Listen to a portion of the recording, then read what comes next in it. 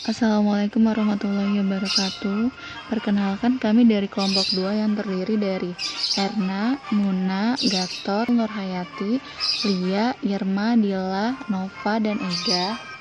Pada kesempatan kali ini, kami ingin menjelaskan mengenai gaya kepemimpinan Benito Mussolini yang meliputi asas dan kepemimpinan Benito Mussolini. Tipe dan gaya kepemimpinan Benito Mussolini, bagaimana cara Benito Mussolini memimpin, kalimat motivasi dari Benito Mussolini, hal menarik dari sifat kepemimpinan Benito Mussolini, dan hal lainnya yang menarik untuk dibagikan.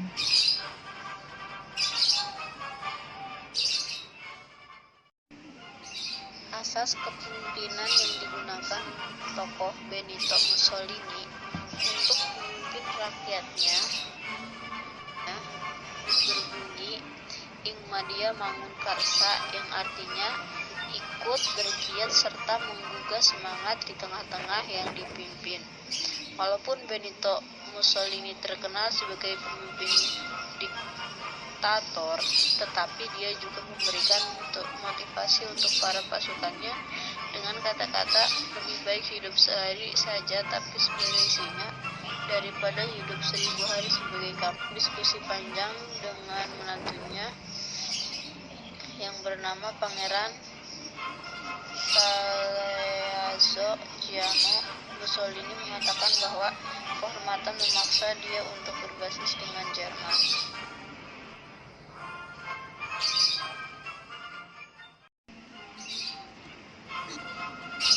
Benito Mussolini merupakan seorang diktator. Sifatnya yang sangat totaliter dalam memimpin sebuah negara, yaitu dengan ciri nasionalis chauvinistik, rasialis, militeris, dan imperialis. Seseorang yang memiliki ambisius sangat tinggi. Dengan sifatnya selama memimpin, perlahan Italia menjadi negara yang stabil.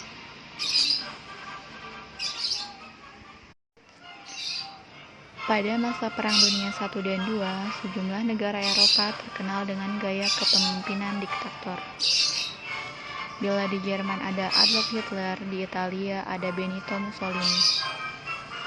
Benito Mussolini adalah penggagas fasisme. Fasisme adalah kepemimpinan dengan otoritas absolut. Perintah pemimpin berlaku tanpa pengecualian dan membunuh setiap penentang. Meski berhadapan dengan tekanan dan kekerasan yang membuat rakyat gemetar, fasisme juga memiliki kelebihan, di antaranya rasa kesatuan nasional, pengawasan dan kedisiplinan tinggi, serta cepat dalam mengambil keputusan. Gaya pemerintahan tahan besi Benito Mussolini nyatanya sukses menstabilkan kembali situasi di Italia.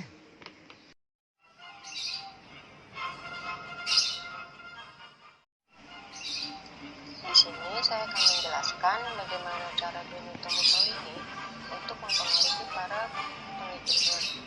Jadi, pada tahun 1921, Mussolini mengorganisir gerakan fasis menjadi sebuah partai resmi, yaitu Partai Nasional Fasis. Nah, sampai masa itu, Mussolini sekaligus dapat mendekati 4 golongan masyarakat yang amat menentukan untuk mendukung gerakan fasisme.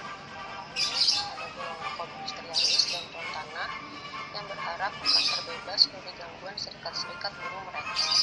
Kemudian ada kelas menengah bawah yang biasanya terdiri dari para penerima gaji dengan harapan fasisme akan melindungi posisi mereka di perusahaan dan juga dari rongrongan kaum buruh kasar. Lalu ada golongan militer yang cenderung melebih-lebihkan kebaikan, disiplin, dan persatuan nasional. Kemudian Mussolini berhasil mendekati kumpulan massa yang terdiri dari kaum pengangguran. Perasaan tidak berguna mereka dan berada di luar lingkungan terhormat sudah sejak awal dimanfaatkan oleh Mussolini. Di kalangan mereka yang berjiwa kosong itulah, fasisme mendapat kemajuan yang mengkhawatirkan dan melecehkan akal sehat. Setelah perang, Mussolini memobilisasi para mantan tentara, pengangguran, dan juga para mahasiswa dengan slogan-slogan yang meneriakan kembalinya masa-masa kejayaan Italia pada masa Romawi kuno. Cara lain yang digunakan Mussolini adalah dengan menempatkan gambar-gambar dan patung-patungnya di seluruh penjuru negeri. Hal ini tentu memiliki efek psikologis yang mendalam terhadap rakyat. akan terus-menerus merasa diri mereka berada di bawah kekuasaan dan juga pengawasan. Kondisi krusial atau krisis atau genting yang terjadi dan cara Benito Mussolini melalui. Pada tahun 1924, para pembunuh yang punya hubungan dengan Mussolini membunuh pemimpin sosialis Giacomo Matteotti yang memimpin sebagian besar oposisi parlementer untuk memboikot legislatif Mussolini. Kaum fasis merasa bahwa saat mereka telah tiba pada 31 Desember, mereka mengeluarkan ultimatum ke Mussolini. 3 hari kemudian, dia berbicara kepada anggota parlemen lainnya dengan menyatakan, saya dan saya sendiri memikul tanggung jawab politik, moral, dan historis untuk semua yang telah terjadi merujuk pada pembunuhan Matteotti. Dengan melakukan itu, Mussolini menantang para jaksa penuntut dan lembaga-lembaga demokrasi Italia lainnya, serta raja untuk menantang otoritasnya. Namun tidak ada yang melakukannya. Jadi, sejak 1925 dan seterusnya, Mussolini mampu beroperasi secara terbuka sebagai diktator, menata dirinya Il Duce dan menggabungkan negara dan partai fasis. 2 dekade penindasan dan kebrutalan menyusul, yang memuncak dalam aliansi Mussolini dengan Nazi Jerman dan Perang Dunia Kedua.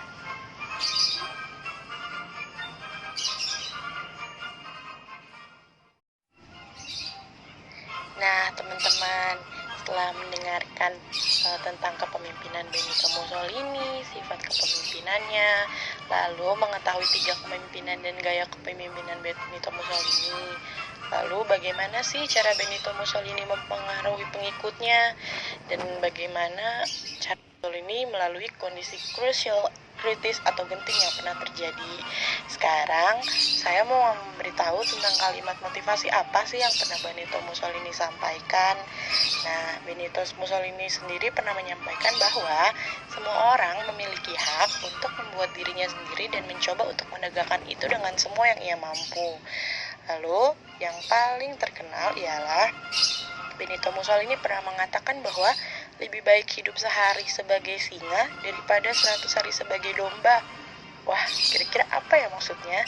Nah, maksudnya adalah ia mengatakan bahwa daripada hidup tenang biasa-biasa saja dan menunggu saatnya Anda jatuh, lebih baik mencoba berdiri dan menghadapi pertaruhan tersebut setidaknya sekali. Jadi jangan cuma jago kandang ya teman-teman, harus berani menghadapi apapun rintangan kita, dicoba dulu sebelum menyerah.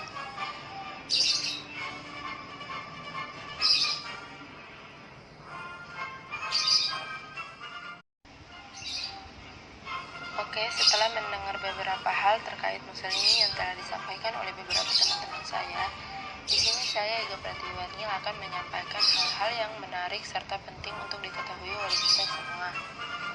Kenapa di sini saya katakan penting dan menarik?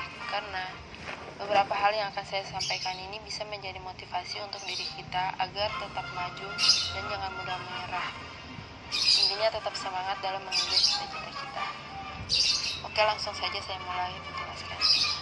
Pada awalnya Mussolini sendiri merupakan politisi, sosialis, dan jurnalis di Avanti Koran.